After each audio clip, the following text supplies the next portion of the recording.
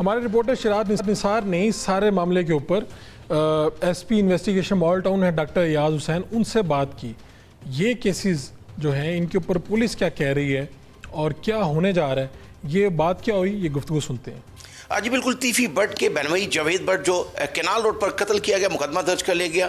نامزد مقدمہ ٹیپو ٹرکا والے کے بیٹے فتح اور اس کے دوست کیسر بٹ کے خلاف درج کیا گیا. S P investigation Model Town Ayaz Hussain ہمارے ساتھ موجود ہیں، ان سے جانتے ہیں کہ کیا پیش رفت ابھی تک. ہم نے جو سی سی ٹی وی کیمراز ہیں، بیکورڈ اور فارورڈ جو ٹریکنگ ہوتی ہے وہ ہم نے ٹیمیں لگا دی گئی ہیں.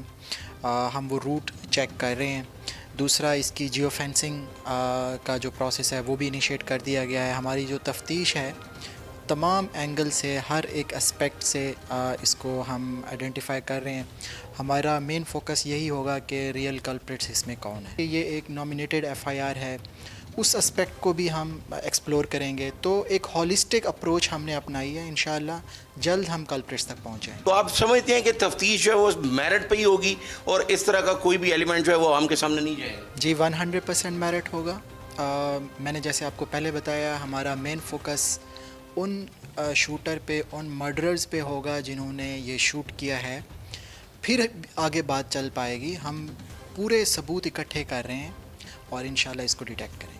S P investigation Model Town Ayaz Hussain ہمارے ساتھ موجود اور ان کا یہ کہنا ہے کہ سب سے اہم جو بات ہے اس کیس میں کہ تفتیش میرٹ پر کی جائے گی اور اگر کسی کے خلاف کوئی غلط مقدمہ بھی درج کیا گیا تو ایسا نہیں ہوگا. جو اصل شوٹر ہیں، جو اصل قاتل ہیں، ان کو سامنے لایا جائے گا. اللہ تو پھر یہ سارا تام جھام، یہ سارے آفیسز میرا خیال ہے بند کر دینے چاہیے. اور اب تو یہ ہے کہ ایون ورڈز بھی چینج نہیں کیے جاتے اور کہیں نہ کہیں پولیس ہائرارکی میں، پولیٹیشنز میں اس کی قبولیت، ایکسیپٹیبلٹی اتنی بڑھ گئی ہے کہ ان سے جب اشاروں میں یا آنکھوں میں کوئی بات کی جاتی ہے، انہیں میسج کنوے کیا جاتا ہے تو وہ کہتے ہیں ٹھیک ہے، اس وقت کرائم کنٹرول کرنے کا ایک یہی طریقہ ہے. یہی میرا خیال ہے کہ سسٹم کی تباہی کی وجہ ہے کہ آپ ایزی سلوشن کو چاہتے ہیں جس میں آپ کی کوئی اکاؤنٹیبلٹی نہیں ہے. شراط نثار صاحب، کیا ہے پولیس افسران اس وقت کیا کہہ رہے ہیں یہ حالیہ جاوید بٹ کے قتل کے بعد؟ کیا اس پہ گفتگو چل رہی ہے of the record, on the record, کیا چل رہا ہے؟ دیکھیں جی، سی سی پی لاہور بلاسٹ کمیان نے تو 2 روز قبل یہ کہا تھا کہ لاہور میں نہ کوئی گینگ وار ہے اور نہ ہی کوئی شوٹر ہے. تو یہ بڑی عجیب سی بات ہے. اسپیشل برانچ نے ایک رپورٹ لکھی تھی چند ماہ پہلے جو آئی جی کو اور وزیر اعلیٰ پنجاب کو بھی بھجوائی گئی تھی کہ لاہور میں 200 کرائے کے قاتل موجود ہیں. اب اگر اسپیشل برانچ کی رپورٹ کو لیے تو صرف 24 ابھی تک شوٹر جو لسٹ بنائی گئی تھی ان میں سے 12 جو ہیں وہ پولیس مقابلے میں مارے گئے ہیں، 12 اریسٹ کیے گئے. ان میں سے بھی 6 بعد میں مارے گئے اور ابھی 6 جو ہیں وہ جیل میں ہیں. باقی کہاں ہیں؟ موجود ہیں. اور جس طرح یہ بھی پچھلے دنوں میں جو ڈاکٹر شاہد کا قتل ہوا ہے، شاہد صدیق کا، اس کے بیٹے نے بھی شوٹر ہائر کیے. اور جس طرح احسن شاہ نے جیل کے اندر سے شوٹر کے ساتھ پلان کر لیا. تو یہاں پہ تو شوٹر جو ہیں وہ ہر بااثر شخص کے موبائل میں ہیں، سیاستدانوں کے موبائل میں ہیں اور پولیس افسران کے بھی موبائل میں موجود ہوتے ہیں. اگر لاہور پولیس کی بات کی جائے تو یہ آج کوئی نیا واقعہ نہیں ہے کہ پولیس پروٹیکشن دے رہی ہے گروپس کو اپنی توانا نفسانی کی خاطر.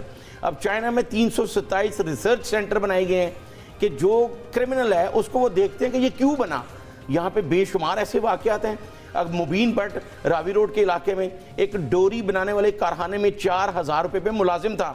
تو ایک سب انسپیکٹر نے کسی کے کہنے پہ اس پہ شفیق آباد تھانے میں مقدمہ درج کیا ڈکیتی کا جھوٹا، اور وہ بعد میں ثابت بھی ہوا لیکن 6 مہینے وہ جیل میں رہا.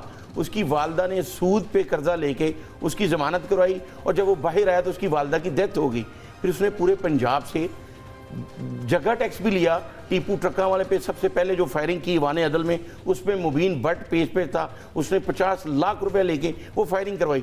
ہم کسی کرمنل کو جسٹیفائی نہیں کرتے لیکن جس طرح چائنا میں 327 ریسرچ سینٹر ہیں وہ یہ دیکھتے ہیں کہ یہ جرائم پیشہ کیوں بنا ہے. یہاں پہ اگر آپ ٹاپ 10 کو پورا اٹھا لیں، ناجی بٹ کی دکان تھی، اس کے بھائی کو ایک انسپیکٹر نے وہ اس میں پھینک دیا بھٹی میں، وہ بھی بدماش بنا. اسی طرح اگر آپ ہر بدماش کے پیچھے جائیں گے، ایک اندرون بھاٹی میں ایک آصف بچ تھا، اس کی والدہ کو اٹھا کے لے آیا ایک انسپیکٹر، پھر اس نے تھانے میں گھس کے وہ پولیس افسران کو مار دیا، پھر وہ بھی بدماش بنا. تو یہ بھی بڑی سوچنے والی بات کام ہونا چاہیے اس کے اوپر تاکہ معاملات رک سکیں. ایک شارٹ کمرشل بریک لینا ہے.